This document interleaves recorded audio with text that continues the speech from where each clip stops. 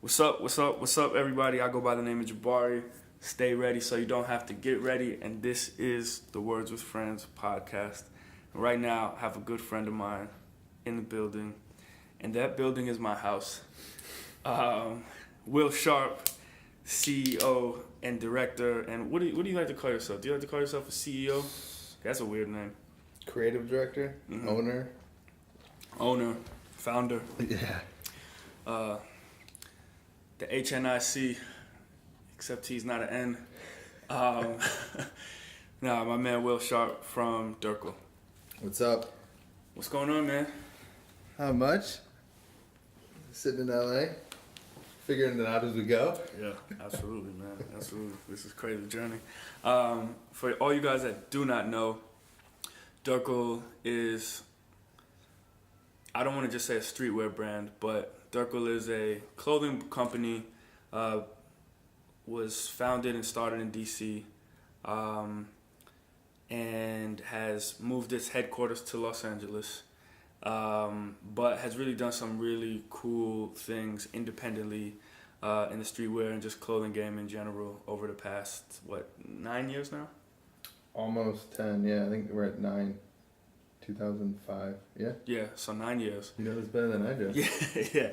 How I was introduced to Durkl is I was obviously going to school in DC at Howard, and Lucas Pierce was running around the city doing marketing for you. Mm-hmm. And just introduced me to the brand. I think I might have shot an email or something like that. I was trying to get some clothing sponsors for the videos that I was doing at the time, interviews with all these artists in DC. And Durkl was the first brand to really get behind my stuff, man, and support the work that I was doing on YouTube and lace me with some clothes that I could wear when I was interviewing these artists. And I just felt like you guys were definitely one of those first brands, if not the first, to just really support what I was doing, man. So I gotta thank you for that, man, for believing in me as a You're welcome, man. young blood. You're welcome. And yeah, man, let's talk about just DC in general, man. And I obviously had Modi on the podcast, Yep. who's a DC native as well, DMV native. But when we talk about this a lot, just, in general. But when I was there, I got to Howard in 2005, graduated college in 2009. Mm-hmm. And I literally saw the change in DC happen sort of right before my eyes. It was like when I first came to DC, people were getting robbed outside of my dorm room for snapback hats and fitted hats, actually. Really, like that's no joke, you know? Like, and then when I left DC in 2009, there were, white women jogging in that same neighborhood, and a lot of people had moved out, or it was just changing. There was all these new stores, and gentrification at its finest was sort of happening. So how has DC been? Like, where exactly did you grow up in DC, and how's the chain been seeing it? I grew up outside in Kensington, Maryland, and then went to high school in DC. And so it was weird. When I was a kid, I didn't understand where I was from, really. I just knew that, there's so much of this place that I need to explore, and I loved it. It was this huge place that I loved to kind of learn about, and going to school in DC got me to start that. And I think that for a while, I thought I kind of knew it. I was 14, 15. And then I went away. I went to school in Southern Virginia, to college in the woods. And after I graduated, I was like, I gotta get the fuck out of here. I gotta go straight to like the most concrete I can find. So I moved straight to Brooklyn. Mm-hmm. I don't even think I stopped at home. I got in my car. I went straight to Brooklyn. And after like 3 months in Brooklyn, this is in 2003-ish, I went in to see someone was leasing me space, and it was an artist, and she was covered in paint. She was like a fine painter, and she was leasing out her quote unquote art studio in Williamsburg, Brooklyn. And I could see on her face she couldn't believe that kids like me wanted to come live there and pay the rent that she was asking for, because it was kind of right around the time when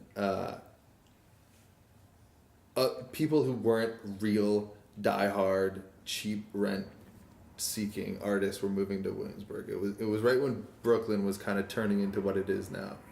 And I realized right then that if this is happening in Brooklyn, why can't it happen in Washington? And so I think like 5 months into my New York stay, I moved back to DC with the goal that I would do something that would help change Washington in a way that Brooklyn was. And that was, turning an all but forgotten part of, this urban landscape into something that people wanted to be a part of and create in. And, I think that you need a space like that for people to, throw spaghetti on the wall and see if it sticks. If you want to live in Manhattan right now and grind your way to the top, like, you're not starting in Manhattan. You gotta find $3,000 for rent, day one, so I just remember thinking, it's a town that I grew up loving, and I didn't know why. And I think when I got out of college and moved to Brooklyn, I realized why. And that was, there was so much there and nothing anyone was seeing. People came and they wanted to get out. And there weren't a lot of people in the creative community that were actually trying to come out in a public way and try to, push it forward. And so I thought, God damn, there's so much amazing architecture. There's so many amazing people there. There's so many kids that, clearly want to do this. There's just no one, outgoing, putting it out there. And so I moved back, and in my parents' basement, I started Durkl. Wow. So, okay, take me to that point when you're moving back and you're going in your parents' basement. What are you trying to do? Because, I know that this is more than just a clothing company for you, which I want to talk about a little bit later. But was it at that age, like 9 years ago, were you thinking like, okay, I'm trying to, you just wanted to make clothes? I was cynical. I thought I could get rich quick. I thought I was smarter than everyone. I thought I knew what to do. I thought that my equation for the clothing industry was way better than anyone else's.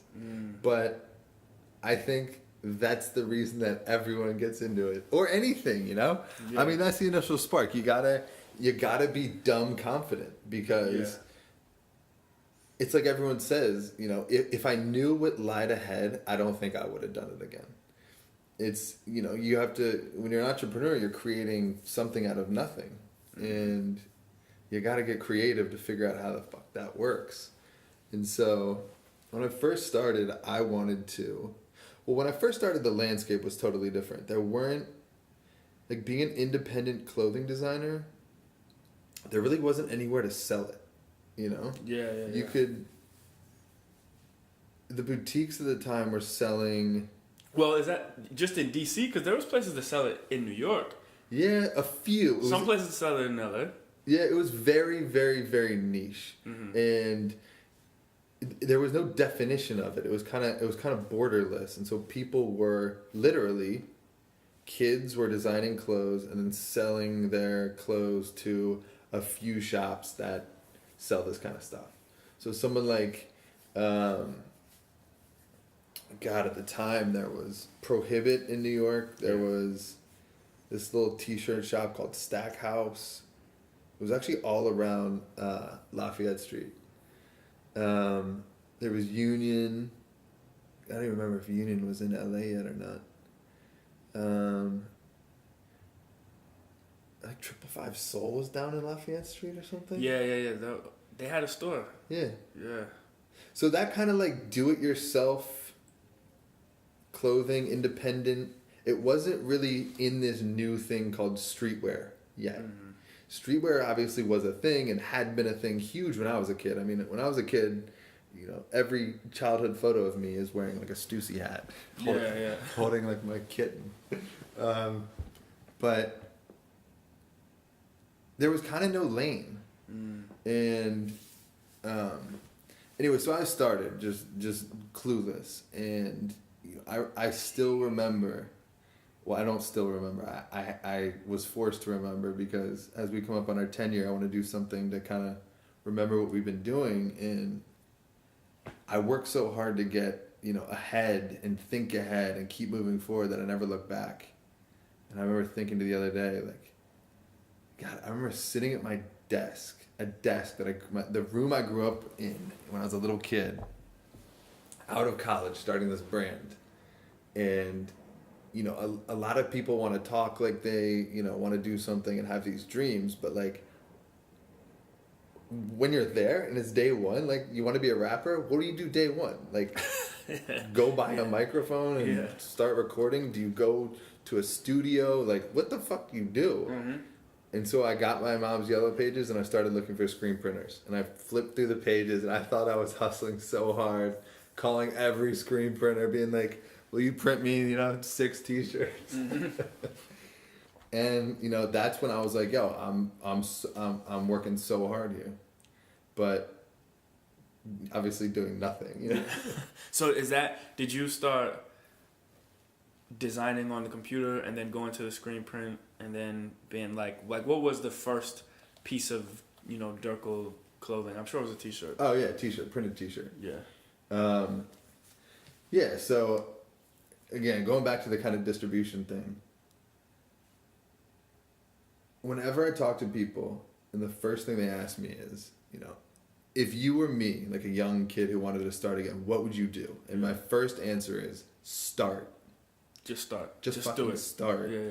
Because, you know, I know you think you can do it better than everyone, and that's why you want to do it. And I know that you think that, you know, you probably know how to do it better and just all these things, but the hardest thing to do is start. It's easy to do your research and go through and figure out where you want to sell it and where you could sell it and all these things, but you know, until you really have the product and you want to start, you know, going to store, you just got to commit. And so but what does that look like now? Is that, you know, using Photoshop and all these computer programs to come up with your design? Is that drawing sketches? For a young kid now? Yeah. Depends on what market you're going for, but I mean, just committing, meaning, you know, a lot of the internet lets people be critics, and I think a lot of the critics, you hear it with photographers, get it the worst these days. Like, what the fuck's a photographer? I could have done that. Yeah. And my answer is, then do it. Yeah. Just the opportunity cost to be spending your days learning how to be a good photographer or trying to shoot good photos is more than that person is doing. Yeah. And, you know, photography, there's very little barrier to entry. You know, you just need a camera. These days, all you need is a cell phone. And so it's easy to kind of hate on that. And, you know, clothing, there's not much either. You know, the barriers to entry are a screen printer and Illustrator. Yeah. And so, you know, it's crazy. I don't like a lot of stuff in fashion. I don't like a lot of stuff in music. You know, I got my own taste, but when you start doing something like this and you put yourself on the line and kind of go out there and you just commit to starting, you learn to respect everyone on a certain level. Yeah. You know what I mean? It's like, you know, I don't like your music, I don't like your approach, but you're in the studio trying so hard and you're, you know, you're in the grind, and that's respectable, I think, to anyone kind of going for it. That, you know, once you decide to go for it, like you're bungee jumping and you're waiting for that line to bounce you back. Yeah.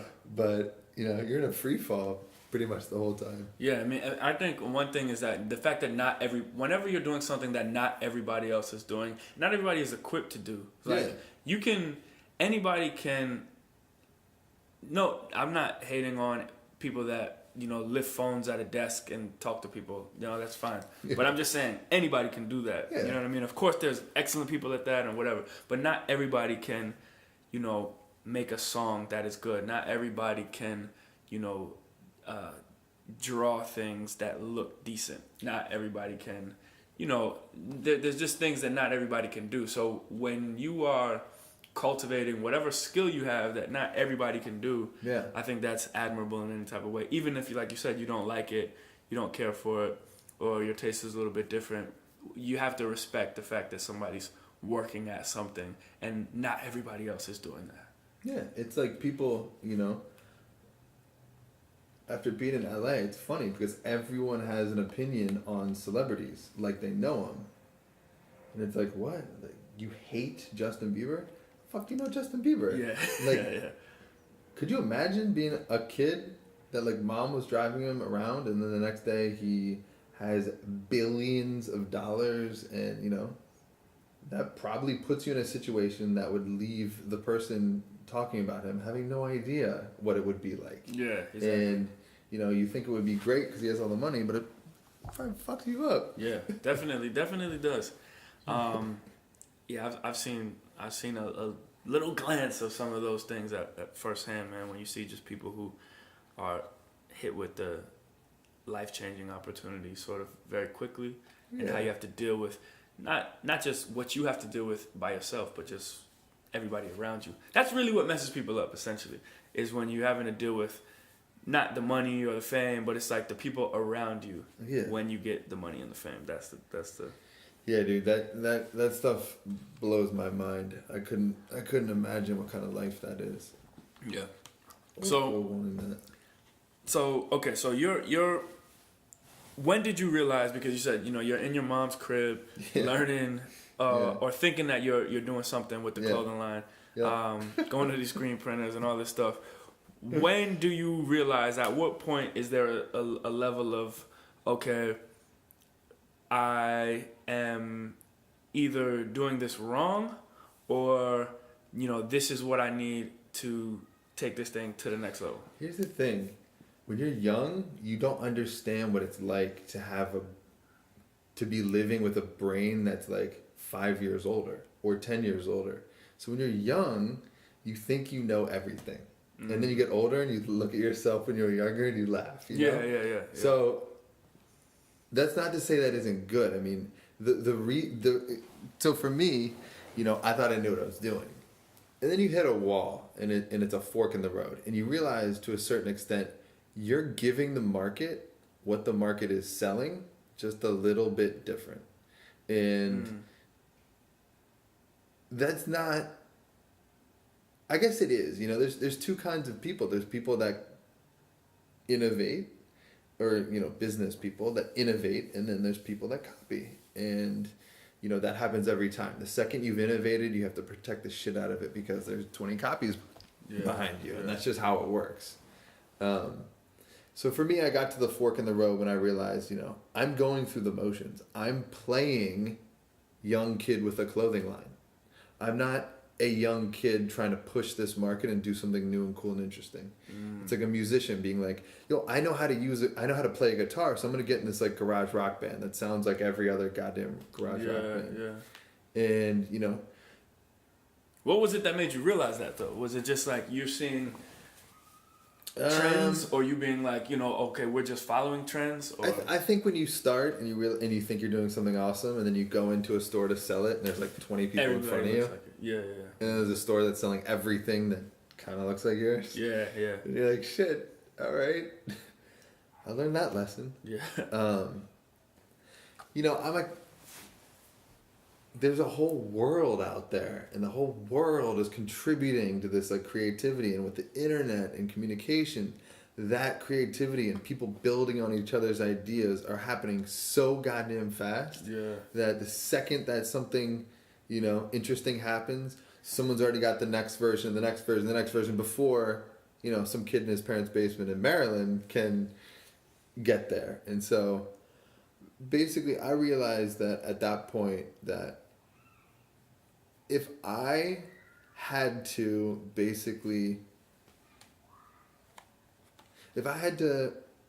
try to sell the market a product that I thought it wanted, I didn't want to be in this business. So I made the decision right then and there to do something different. So I found a tiny little company that was making t-shirts. And what they were doing was they were taking t-shirts and they were beating the crap out of them to where they were like, felt like they were the shirt you've had since you were like a little kid. And, you know, t-shirt tech innovation hadn't been touched for so long, and American Apparel came along, and the only thing they did different, you know, back in like 2003 around when I started was, and they were really trendy at the time, everyone was starting to print on them, and it was like the new cool thing to print on, was that they were soft. Yeah. And so this new company that was starting up was making these shirts that were really beat up. It felt like it felt like your favorite shirt that you've been wearing since, you know, you were a kid. I found them, I bought a ton of them, and I started printing Native American Indians on them. Just one color prints, huge.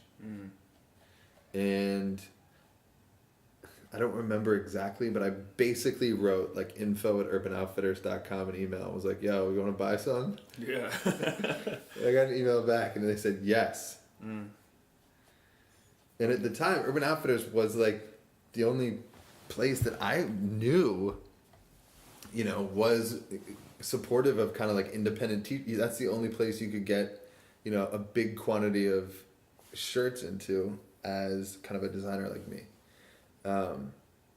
So I was like, all right. So we sold a bunch of shit to them, and they sold really well. And then we sold some more, and then they were done. And I had money in the bank, and I think I had an office at this point, 150 square feet in DC.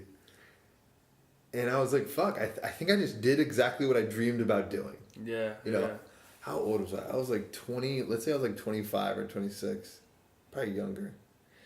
And I was like, fuck, I just made money. I just sold to Urban Outfitters. My friends are like texting me photos of this shit in Urban Outfitters, like all over the country, and being like, whoa, you did it, and this is amazing. And then I realized that, God, that's not what I wanted to do either. Yeah, so where did you go from there, and why was that not what you wanted to do? Because, well, first, number one, that's my personality. I like to shake shit up and do things different and try things out and take the big risk. And, you know, I think that playing it safe in a creative field would be the same thing as me as to getting a desk job. Yeah. You know, you're kind of out there doing things because you want, or I want to just, I want to push the market, try something new, see what happens, and if it doesn't, then, you know, shit. But playing it safe isn't fun, and it's not. I don't think I could play it safe well. I wouldn't feel good about it. You know what I mean? It's like, then you're part of the group, and I think that I got into this because I didn't feel like I was part of the group, and I didn't want to be. And so yeah, you know, Urban started buying it, and next thing I know, there was 20 brands making like Native American stuff. Then everyone was making these like Native American patterns and all this shit. And I remember thinking, God, this is fucking stupid. You know, I did this because I'm part Native American, and my father grew up in Oklahoma, and, you know, I grew up in a house full of like Native American stuff and just that kind of imagery cemented in my head. It was kind of one of those things where every once in a while I'll have a moment where I'm like, figuratively like flipping the table up and everything off of it in a fit of rage. And, you know, I'm doing it with like, fuck the industry, like fuck this, I'm so pissed off, I'm gonna do something crazy that's gonna piss everyone off, and then it works. Yeah. And so at the time it was like everyone was making stupid funny shirts. You know, Urban Outfitters was buying a shirt that had like a donkey on it that said like ass or something. Okay, yeah. And, you know, kids were going fucking crazy. And I was like, fuck this. I'm going to do a shirt that is like super soft and crazy and put a Native American, like Mohawk Indian chief on it. And they loved it. And I think that, you know, that was number one, the first time when I realized that you can be rewarded by being different in the creative industry. It's so hard to do as an artist. You know, you're toiling every day with the fact that like you're broke and you need money and that gas tank needs money. Yep. And you know that everyone is making money doing this and this and this and this and this, and it's the same thing. And all you got to do is kind of participate. But if you take that chance and you don't get in line with those people, you know, like an A$AP Rocky's born, and it's like, fuck, that dude took a totally different lane. Genius. Yeah. And, you know, that's the kind of stuff that I appreciate the most is, you know, people kind of like hacking their way through a new part of town because that's what it takes. Yeah. And again, like it or not, like into the music, into the clothes or not, like you respect those people that are, you know, right now with the trends with like Hood by Air and stuff like that. Not for me. But I respect the shit out of that. Yeah. What cues was that dude taking? Yeah, I mean, I think he was on his own lane. Yeah, I think that they set the trend. You know what I mean? Like everything now is that just big bold letters on stuff. Yeah. You know, like all over the bottom of it. These long shirts that look like skirts. But think about this. When did that guy start his brand? I think it was like early 2000s. Yeah, probably around the same time as you. I would love to know how many years he heard people be like, you're crazy. Yeah. What is this crap? No. Yeah.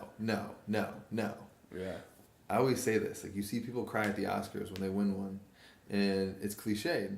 And you're like, yeah, okay, next. But people don't really understand that person that won the Oscar, it's like Lorde, right? She just won a Grammy. Yeah. One day she was like recording this shit probably in her parents' basement, and then like come to this like whirlwind riding this wave ends with her winning a Grammy. Like, holy shit! Yeah, it's crazy. and we never see that part of it. You know, we never see the sort of like from the beginning. We always see the end. Yeah, we see the end, and everyone's like, yeah, it's cliche. Yeah, she won. Whatever. Her song's been played on the radio forever. It's like when she was making that thing, I don't think anyone was like. Female-led, whatever her style is like really popular right now. Yeah. She was just like, fuck it, I'm gonna do my thing. Hopefully, you know, people like it. I think that in a creative way is something that connects with me on a really, really deep level. I think that, you know, that I'm defining Washington D.C. for myself right now. It was like this thing that. No one was giving a chance. Everyone was like, no. Everyone I grew up with, everyone I've ever known that has come through Washington or grew up there, was literally looking at their watch, like, how fast can I get the fuck out of here? And to a certain extent, I don't blame them. It was bleak, dude. Parts of it still are. I mean, it's not the, you know, most cutting edge city, but my kind of vision has always been, why not? Yeah. I hate when people say, yeah, but you can't do that. I used to say to my friends in New York, I'd be like, you know how lazy y'all are? You can walk down the street and get the best hamburger in the world and the best this in the world and go to the best art galleries and go to the best shopping districts and shit like that. Like, y'all are lazy. If I dropped you in Des Moines, Iowa, like tomorrow, you'd fucking implode. Yeah. You can't handle anything but being pampered with like all this shit. And, you know, although I love New York, I think it's good to experience all the other shit and be able to like, you know, traverse like a harder to see place, you know? Yeah, find the beauty in a place that, you know, isn't so goddamn obvious. Yeah. Experience the struggle, I like to say. Yeah, exactly. Like, when you're going through the struggle, you know, just embrace it, you know, and just realize that. Yeah, and like with that Urban Outfitters story, it's like you realize that once you're on the top, once you're like at the top, which I thought I was, you don't appreciate it. You're like, fuck, this is what I wanted and I'm here. Whoops. Yeah. The fun part was getting here. The fun part was getting on the phone, calling the screen printer and having them be like, what? I'm like, 5 shirts, please? Like, so what happened what was the next step? So like, what was? All right, so the next step was people were waiting in lines at sneaker stores. Nike SBs were blowing up. Yeah. The stores started popping up and making shitloads of money selling SBs. They had to have a T-shirt that matched the SBs. So I used to streetwear. I used to go to like random spots in Maryland. Yep. And what was that one store in Maryland? It was in oh man. It was in Frederick, Maryland. What was that? Social study? Social study, yeah. Yeah. I used to go there and get like all my SBs from there. They used to sell their stuff way back before they closed. Yeah. Yeah, so people started, these stores started carrying T-shirts. And that was when early streetwear version, whatever we're on right now, I'll just say version 2 because I say Stussy, old school Stussy and fucked and shit like that's version 1. So version 2 started coming out. People like Bobby Hundreds started, putting together kind of a real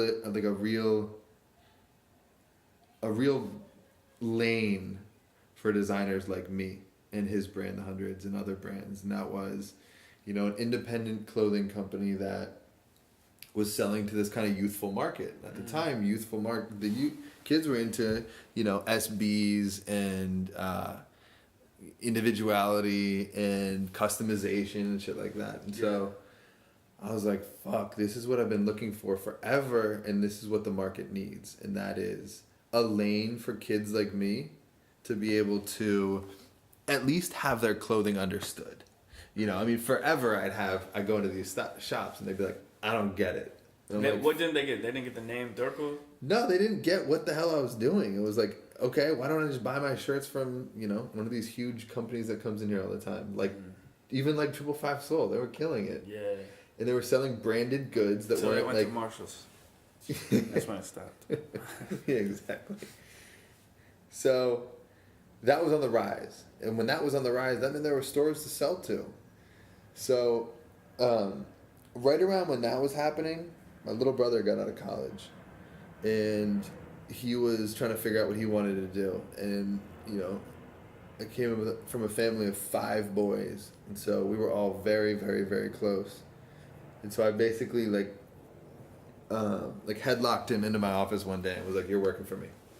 He was like, I'm not working for you. And I was like, well, in 2 weeks, we're going to San Diego. And then after that, we're going to Barcelona. And he was like, okay, maybe I'll stick with you for a little bit. So I sat in my office. I wired Agenda Trade Show, whatever it cost at the time, like $3,000, $4,000 or something for a booth. This was, again, a moment when I was flipping the table upside down. I was just like, fuck it, I'm putting all my chips in. This is it. The market's moving in this direction. This is the direction that I want. This is amazing. And for those that don't know, Agenda Trade Show is... Trade shows in general for clothes are when you come and you showcase the upcoming season's collection of your brand. Yeah. And all these buyers and retailers come and basically place orders and say, yes, we want this, we want this. Yeah. And it's just essentially a time to sell. Yeah, a brand like mine would go set up a little booth, show what's coming out in the next 6 months. Stores come by with all their buyers. They look at the stuff and they get to see, touch, meet you, get some, a better understanding of your brand firsthand. And so Agenda was tiny at the time. It was a little independent show catered towards brands like mine. And we'd never done a sales trip like that. We'd never clueless as to what I was doing. And I remember, I'll never forget sitting in my office. I had a 150 square foot office. I thought I was killing it. Thinking to myself, I'm gonna totally jump in the water here and just, do something different. And I'm gonna do it different, but I'm gonna do it different this time the way that I know how to do it different. Meaning, I'm gonna do something that's comfortable. I'm gonna do something that I think I know how to design really well. And so I designed a line of clothing that was inspired by like old 1990s WWF wrestlers, old 80s and 90s skate graphics, like Vision Streetwear days, like crazy shit. Because that's how I grew up. And because the market at this time in like the street kind of like counterculture youth was all rooted in like really dark shit. Everyone was wearing dark skinny jeans, like dark hoodies, skulls. I think. Remember that LRG skull zip up? Yeah, I don't think that was out yet. But we're coming up on that. Okay, yeah. But there was a company around our area called like not Black Scale. It was like all black. It was like the Christian Audier days. Remember that guy? Yeah, of course. What was that shit called? Von Dutch? Yeah, like whatever that stuff was. Yeah. That was happening, and in like the skateboard community, it was just like really dark stuff. Mm. You know, death, skulls, black, you know, those kind of tones. And so I made a crazy colorful line. I was doing all over print shit, crazy. It wasn't that big at the time. I found a printer out here that would do them. I made a crazy line. And right before the show, I bought a life-size 7 foot, like 6 Shaquille O'Neal stand-up poster. Yeah. And dyed a bunch of white Levi's jeans, different colors. I did a yellow, a purple, and a red. Mm. Literally threw them into the wash with a bunch of dye, and they came out these like crazy colors. And so we go to the show. Yeah. Me and my little brother land in San Diego. You know, him and I are adults now, kind of. It's an industry run by kids, so we were just fucking partying and going crazy. Day one of the show starts. It's cool. We meet a lot of people, and then I think it was 3 days long. Anyways, long story short, show ends. It was so fun. We met so many people, and we had like $50,000-$60,000 of store orders. Mm. I was like, what the fuck did we do right? You know? Yeah. And it was just further assurance that, like, you know, rolling the dice works. People, the hardest thing for someone like me, or, you know, just an artist to do, is to do something that isn't proven yet. You know what I mean? And, you know, I was reassured again. Fuck, that worked. People wanted something different. And I remember the first guy that bought our stuff was like, and I'll take 5 pairs of those jeans. I'm like, these aren't even ours. I didn't say a word though. Yeah. I was like, yeah, these are samples we're working on. Cool. Fuck, I had to go back to LA and figure out how to make denim. So that was the start of it. That was the start of actually making garments. We were selling like socks at the time. I learned how to make jeans after that show. We were doing some sweatshirts in China and some like custom t-shirts and stuff like that. Mm. So that was kind of the real entrance into, that was when everything kind of came to a head, when, you know, the retailers were being established. The brands were coming up. There was a scene. There was people supporting each other. There was money, and it was kind of all working out. Yeah. I was like, "Fuck! This is what I've kind of hoped was gonna happen." Yeah. So, the streetwear scene. Give me a year around when this is. I'd say like 2007. Okay. Yeah. That's when I mean, coming out of high school and into college for me was 2005. And as I got a little bit more into college is when I was just on a streetwear rage. So this is earlier than this. Might have been 2006. Yeah. I mean, that's when, to me, that's when I was like really, I mean, like on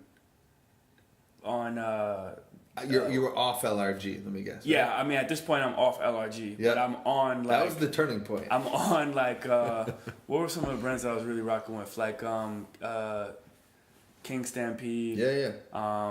Yep. Oh man, 10 Deep was just coming out around that time. Yep.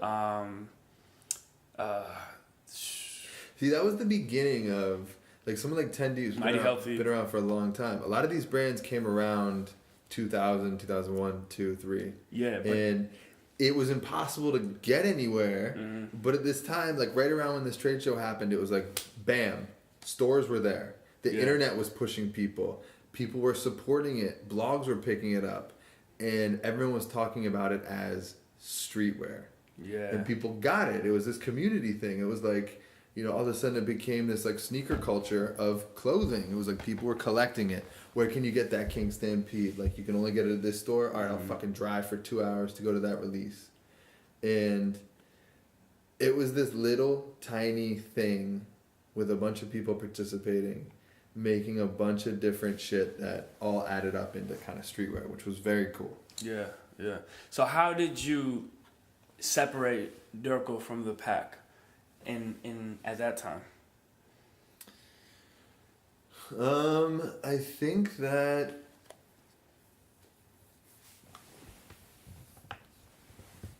we don't come from action sports.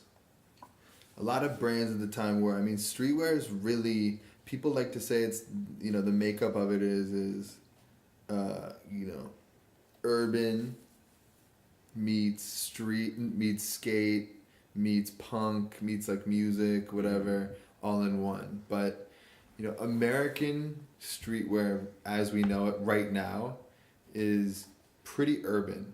And I think that the reason is because you have these stores that used to sell, you know, Fat Farm and Echo and Avarex by the fucking truckloads. Yeah. Have nothing to put on their shelves anymore. Those brands aren't, nobody wants them anymore. Yeah. And so they need what's the new shit. And so in the beginning of these trade shows, as it got bigger and bigger, and Magic got bigger, and these brands got bigger, and, you know, Crooks and Castles got huge, they were stupid not to go take the money because the money was there. And so for us, we settled into more of a, at the time, we were more of an experimental streetwear brand, I'd say. Okay. But, you know, for me personally as a designer, I started realizing that when I spent that summer figuring out how to make jeans, I met a guy who was like an old Dogtown guy that was making jeans, and he had his own little line. And I used to go into the factory, and he'd tell me about like the chain stitch cuff and all this shit, and I was like, God damn, you know, the art and the craftsmanship of making garments is a whole different thing than trying to come up with a t-shirt slogan or image that someone will want to buy. And so that was kind of when I started getting into when I started realizing that I wanted to do a full line of clothes, start to finish cut and sew, cut no corners, and basically bring an aspect to streetwear that was never there, and that is quality. And, you know, the goal wasn't to rent the biggest goddamn warehouse I could, get the most employees I could, and ship out as much crap as I can. And, you know, have like a pallet fall off the back of my truck and not even care about it because it's just one of 10 million going out.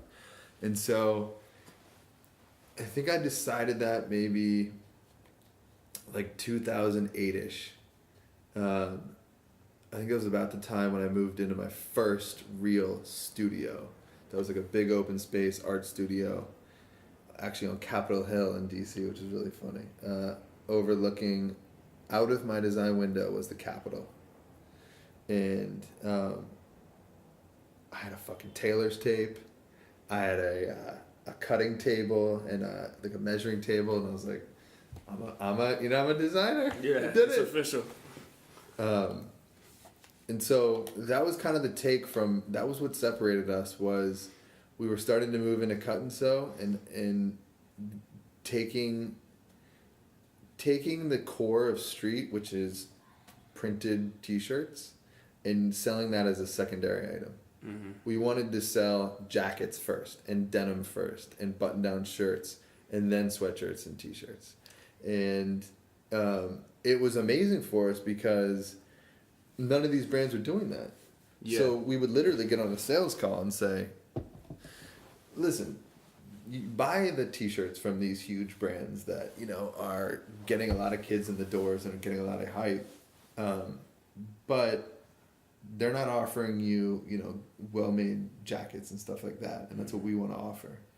And so we kind of skipped the step of the beginnings of, I don't know, kind of the street scene, and went to just a kind of like a different version, which was kind of designing street from menswear perspective. Okay. You know? Now, a lot of times when you try to do something different, you know, and you have a vision, it's something else that sticks with the public. You know what I mean? Oh, every time. So what you're sitting here trying to make high quality men's jackets. Yeah. You're trying to make a lot of outerwear at the time you guys were doing. I remember I have this like different color, like it was like red, gray and blue jacket from you guys. It's kind of like a snowboarding-ish sort of half zip jacket. Yeah, half zip. And I get so many compliments on that thing to this day. And I think you guys were doing that stuff really well, but was the public, you know, gravitating toward that stuff as much as you wanted them to? Here's the thing.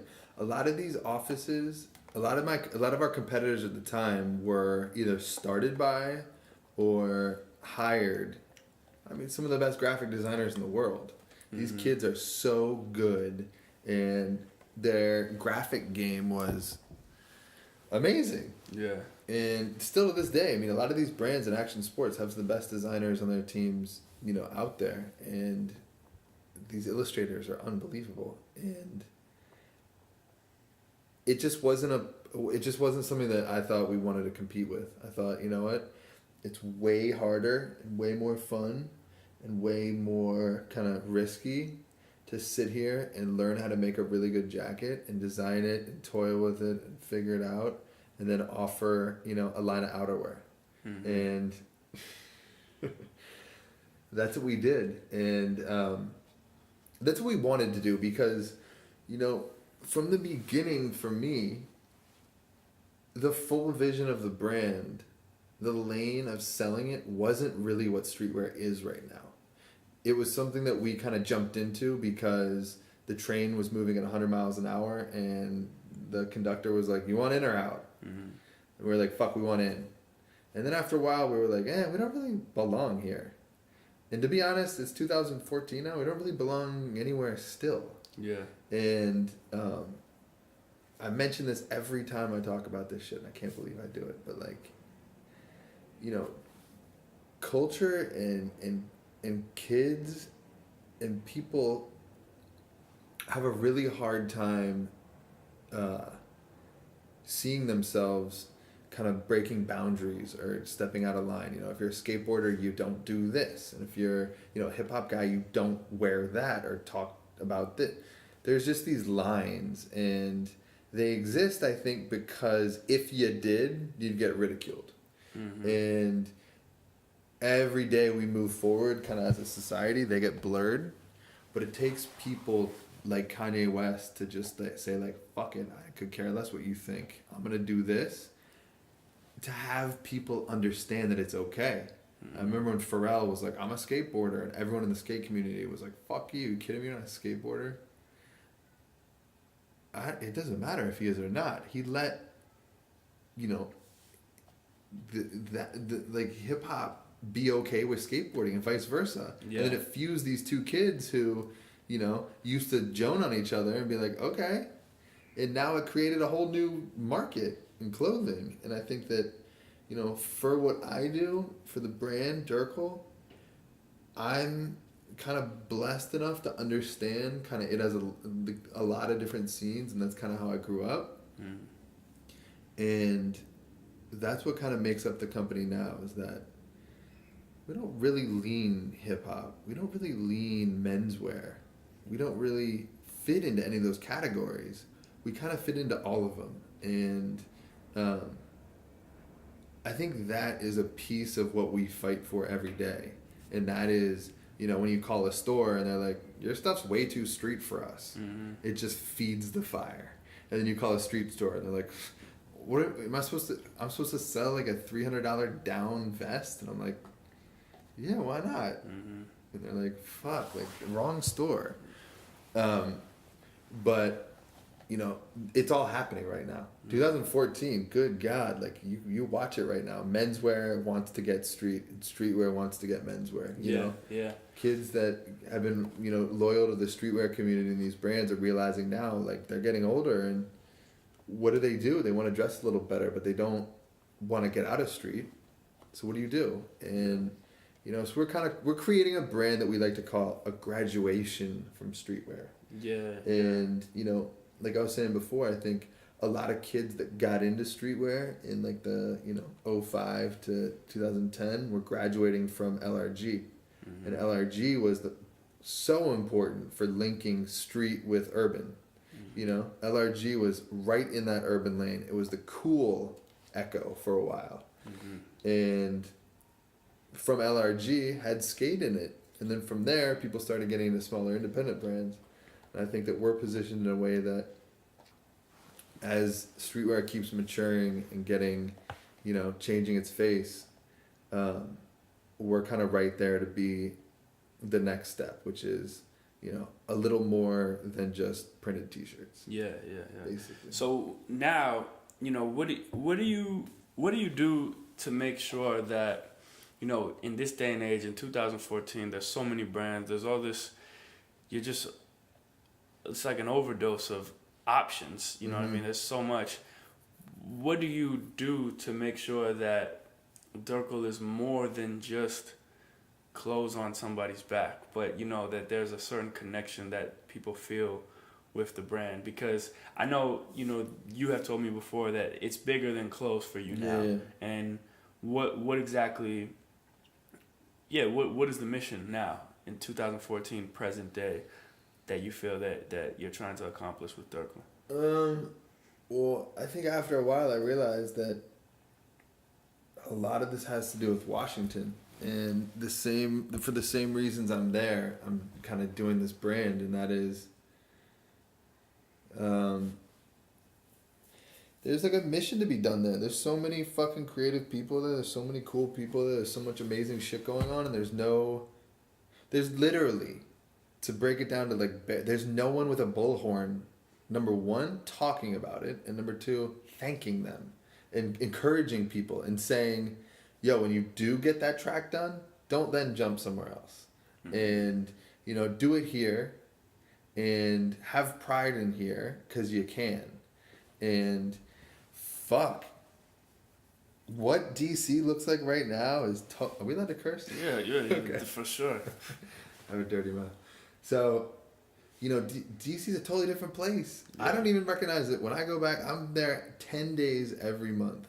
And I don't recognize it every single time I go back. Because, I remember living in these places and being like, number one, this is not safe. Number two, this is just dirty and this is crazy.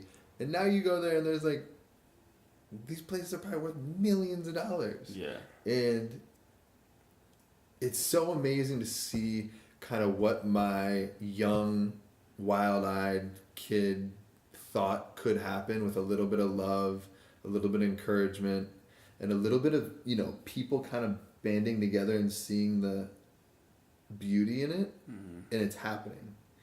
And so the greater mission is to, I think, teach people inside of Washington, why not? Whenever I do an interview, people say, so you're from New York? I'm like, nah. They're like, where are you from again? Washington, D.C. Oh, yeah, wait, Washington, D.C.? Fashion? Yeah. And I'm like, it's totally unorthodox. Yeah, they're like, so why would you, kind of cut for a minute. They're like, how would you do it there? Yeah. And the answer is, why not? And if I do it there, others will. And if others will, then fuck, there's a fashion scene. And it's what Wale did with music. Wale is, he says this all the time and people kind of joan on him, but it's hard to carry a city on your shoulders, You're the first dude out, getting huge, putting the city on the map, and now, look, there's tons of kids coming out of Washington now that have got eyes on them. And I think that once you start the media talking about a thing, it becomes real. Washington now is a place that A&R guys are going to look for talent. Yeah. Before Wale, maybe, but like, why would you spend, for every 20 days they spend in New York, they spend a day in DC. Yeah. And I think that, someone needs to actually represent Washington. And it's something that, I'm not the most public guy personally. I don't think we've ever spent $1 marketing the brand. Certainly not advertising the brand. We don't do shit.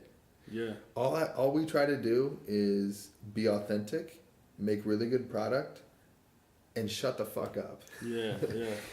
But I think that's just my personality. Is like, if it's good, it'll work. If it's not, it's not. And I think that that's the mentality in Washington. And it's like there's so much going on there, and there's so much cool shit. There's so much to be found. People just don't talk about it. They're not self-promoters. They don't, they're not actively trying to hype what they have going on. And I think that then gets lost in translation. And so kind of my bigger goal is to do this. Say why not. Yeah. And prove kind of to a lot of people that you can. Fuck, who am I? Yeah, that's literally why. That's why I create a lot of the art that I create, man. It's like, that's why I do this podcast. That's why I do a lot of the type of videos that I do. That's why, my films look the way they do. That's why I throw a type of party that is, inclusive of everybody and not exclusive, because it's like, why not do this, and why not let people know that they can do anything? You know what I mean? Like, I just try to use things as a catalyst to get other people to just think about things. It's like, there's so much shit that's pointing you in the wrong direction. I know. You know what I mean? Like, everything. Yeah, everything you've learned to take as like a wise word is pointing you in the wrong direction. Yeah, absolutely. Like it's like, live this lifestyle so you can be comfortable, get this job, go to school, get this job, and have this family. And it's like things that it's not a blanket like lifestyle and statement you can just put on everybody to do, and it doesn't equate to like them being happy. Most of the time it equates to a piss poor life that you hate. You know what I mean? So yeah, man, I think that is essentially what it's all about. That's why we connect. Yeah. You do what you believe, and as you know, doors shut when you do what you believe. And someone says, all right, you're great for the job. Now we need to do this. And you're like, yo, I don't think that's the way to do it. And they're like, then get out. Yep. Bye. Goodbye. Yep. I've had billions of stores say that to me. What, you're gonna fuse menswear and streetwear? Like, what the fuck? You kidding me? Put like a weed leaf on a shirt and sell millions of it. That's what we want. And again, for me personally, I think it's the same for you. Is like, if someone said to me tomorrow, put a weed leaf on a shirt, sell millions, you'll just be the face, or you'll just be whatever. I'll give you a fucking job here, and you'll make like 60 grand, and you'll sit in or fuck it, 100 grand, and that'll be it. I would not do it. Yeah, it has to not be about money. Yeah. And again, those are some of the biggest forks that come in the road with anyone in creative. It's like, you learn that now I know how to basically do it. If I wanted to start a stereotypical streetwear brand tomorrow and make a shitload of money, I think I would know how to do it. Yeah. And people are doing it. Every day. But it's got to be more than that. And so it's weird, like the way that I like to work and the way that I think that serves, especially Washington, but kind of the creative scene in general, is before you want to do the next step, stop, think about where the next step came from, and then rebuild the next step rather than just do the next step. And so, for example, we're building a place called Maketto right now. Maketto is, I'm going to describe it the best I can. It's a communal marketplace and lifestyle brand based in Washington. And it's 6,000 square feet. It's a big space. And the initial idea was Durkl needs to open a retail store. So to open a retail store, you rent a space that has a bunch of white walls, and you either spend a lot of money or a little money building it out into your retail space, and then you open and you put a cashier there, and you put some hats behind the counter, and Traditional streetwear. traditional stuff. street, or any store. I mean, Yeah, in general. just a store, you know. Yeah. And so for me, it was like, fuck. Instead of just doing the next step, which is opening a store, let's go a step back and say, what is a retail store? And then say, maybe we could do it better. Just like we did with streetwear, which was like, what is streetwear? Printed t-shirts? Who could have the coolest crew, and who could put the most like offensive shit on clothes? The race to the top will take 10 minutes with the internet right now. So why don't we take a step back and do something different, which is like, let's try to sell menswear in a street market. Let's try to sell nice shit. Let's try to encourage people to dress a little bit better in an industry that doesn't do that. Yeah. And the same thing for the retail store. We're like, fuck, what if we try to recreate retail? And what if we try to think outside the box here and do something a little bit, different, instead of following the streetwear checklist, which is, start with this, get this person to wear it, get on this blog, sell to this store online, sell to this store in Japan, and then, hire this model, hire this photographer, do a release party, do a pop-up shop, open a little store. Yep. I mean, it's a checklist for every, industry. And Yeah. so I fucking hate those checklists. Yeah. Yeah. People meet me and they're like, dude, where did you come from? Like, fuck that. Yeah. Fuck the lanes, Yeah, dude. you are definitely the anti sort of establishment and like lane of doing anything. It's just untraditional. Yeah, you're Mr. I don't like the Untraditional. lanes. I don't like to be defined because, like we said before, just getting defined is people kind of telling you what, it's just marketing. Mm-hmm. Well, does that help or hurt the brand? I mean, I think to me that helps the brand, but if the brand is not defined, then how? It does both. Yeah, exactly. Because on the one hand, my next question was like, well, how does Durkl not become Averex? Or, but at the same time, it's almost like, and this is not like anything, don't take this the wrong way, but I feel like Durkl will never be as big as Averex, and I don't think you want it to ever be as big as Averex. You know what I mean? So it couldn't have the fall off that Averex has. Well, so final chapter in the streetwear history story. Yeah. Streetwear is huge right now. People that have brands in streetwear that are killing it are talking to private equity. Wall Street is calling. Yeah. If you do this well, if you are successful in this business on a mass quantity, there is a lot of money to be made. We're talking about now this is Diamond, Hundreds. I don't guys know. Like this. I don't know for sure, but Yeah. I know that those guys are doing well. I'd be willing to bet a lot of money that private equity knocks on their door almost every month. I know some people in the industry that are getting to that point, and because it's too good, the margins are too good in fashion. It's just very, very, very hard to get there. Yeah, low cost to make it. Yeah. You can kind of You choose your choose price. whatever you want to sell it at. Yeah. And so getting that huge is just not fun. Like, it fucking sucks. The money's cool, and you might be able to buy yourself like a cool Mercedes, but that's not kind of the mission. Honestly, if I could make a little bit of money, that would be cool.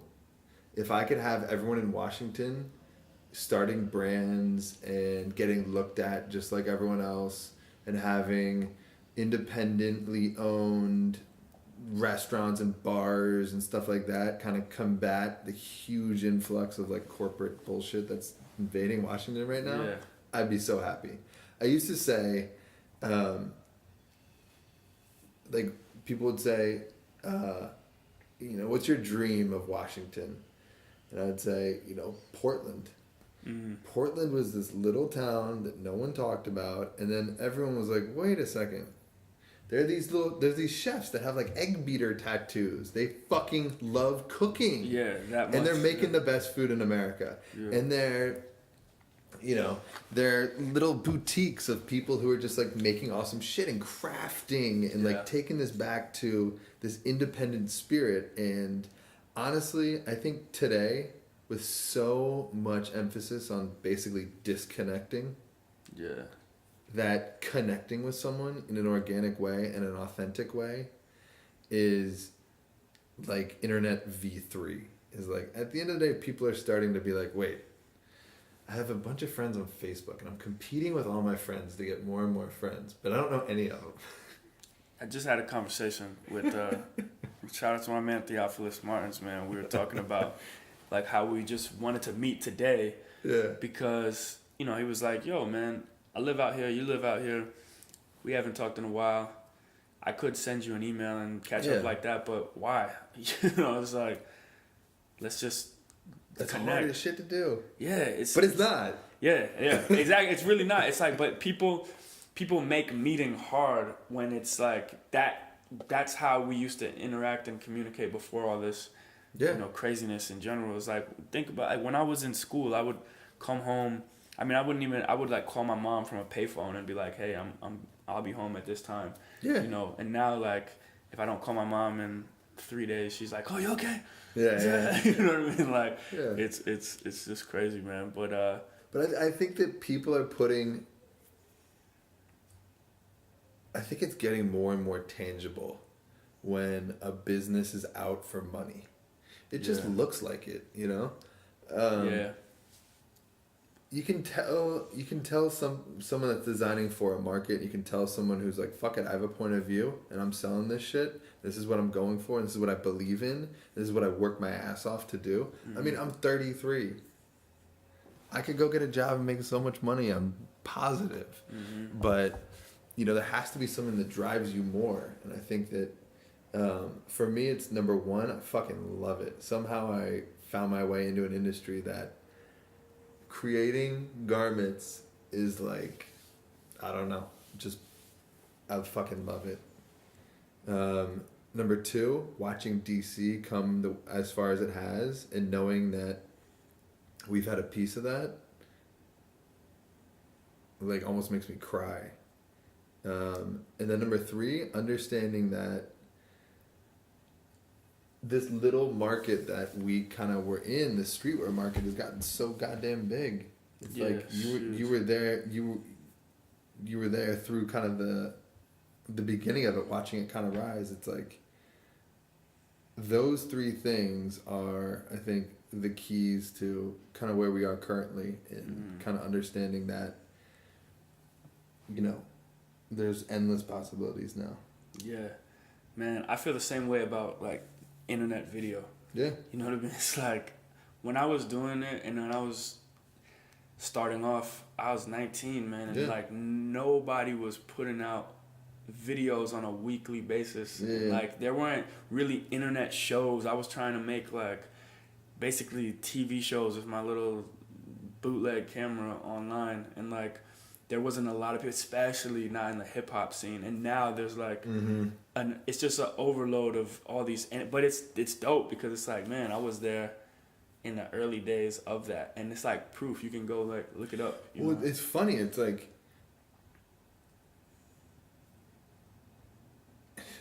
all this shit sounds so what do you call it? Cliched, because like usually cliches are true.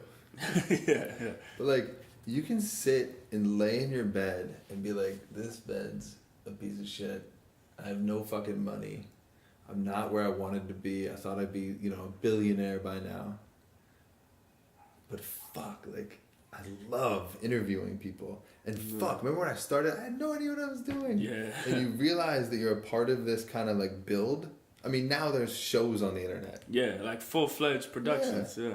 And you realize that like just like the come up and the risks you take every day to be a part of it and do what you love is the fun of it, Like, my hair is gray right now because it's so fucking stressful doing what I do. And, trying to balance 20 million things, open a shop in Washington, flying back and forth, and warehousing here, but goddamn, it's a rush, man. Yeah. So before we wrap this up, man, you got to talk to me.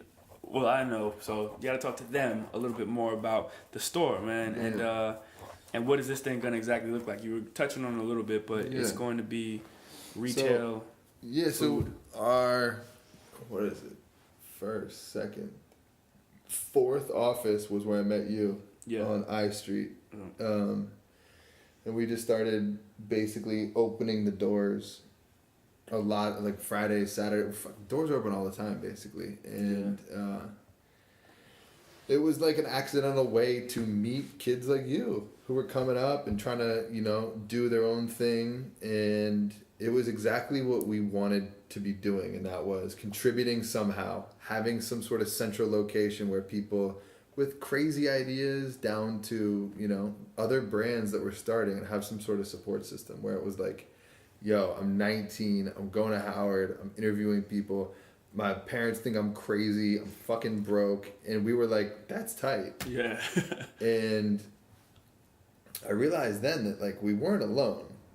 And so in opening a store, we were like, we wanted this place to be, not a shop with a bench outside where kids can come and loiter. We want an actual space that encourages a communal kind of vibe. And so we came into this amazing opportunity to basically build and open this huge space. And we're like 3/4 of the way done now. It's called Maketto.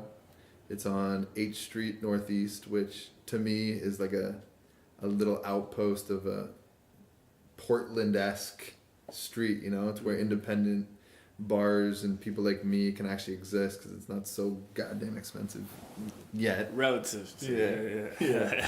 I mean, DC's expensive. Yeah. It's crazy. Damn expensive. So Maketto is 6,000 square feet. It's 2 buildings, patio in the middle. Eric Bruner Yang and I started this whole thing. He is the owner and chef at Tokyo Underground, which is like a block and a half away. It's his Taiwanese ramen and dumpling spot that's wildly successful.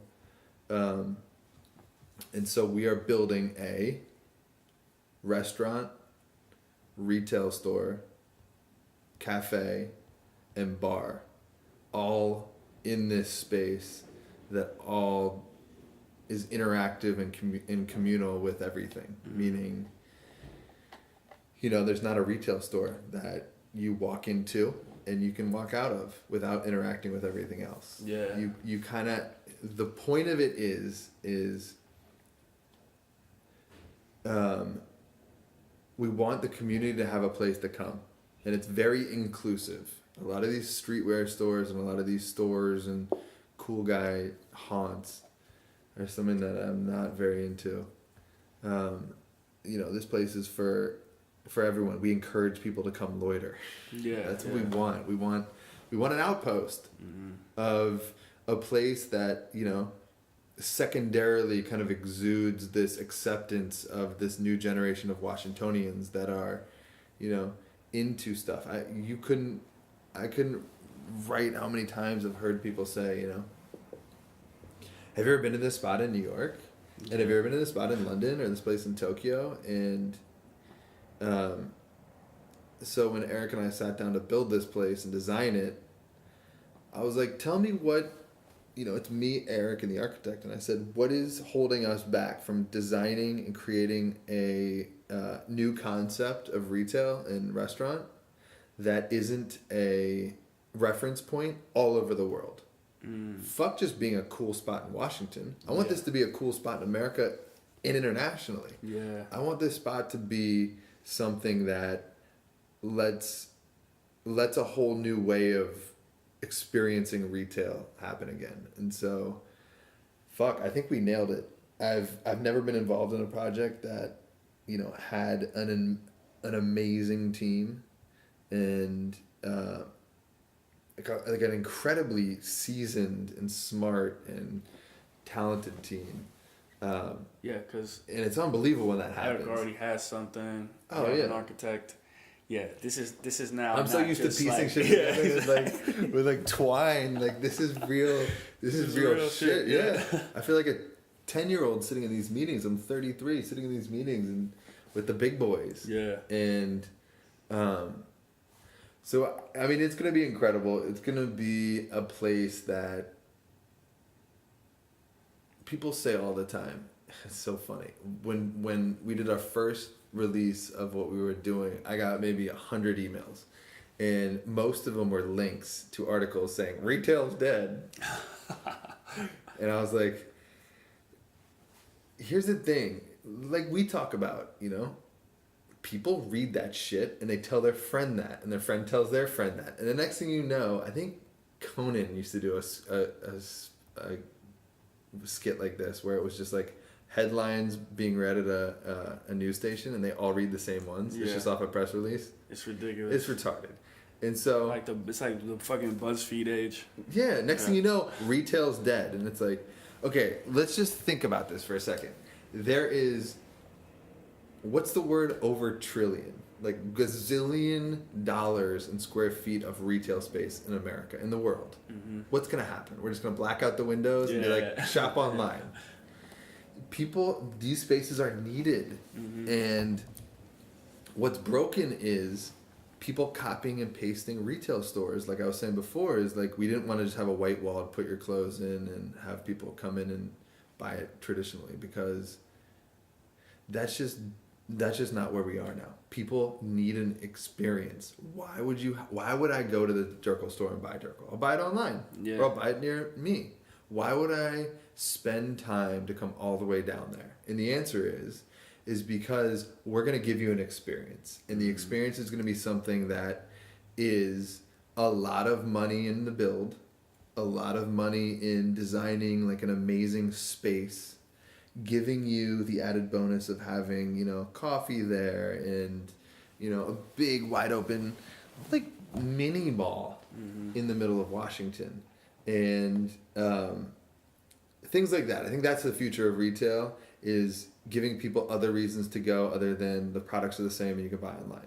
Yeah, and people can just stumble on things as well. You know what I mean? Like if I just am going to drink a coffee, but I'm like, oh, this shirt is hot, I'll just pick it up on the way out. Like when I go eat sometimes, my girlfriend will be like, where do you want to eat? I'm like, you know what? I don't even care what the fuck we eat. I want to go to a place that's like kind of dark, quiet, where I can like relax and not hear like the experience, the vibe.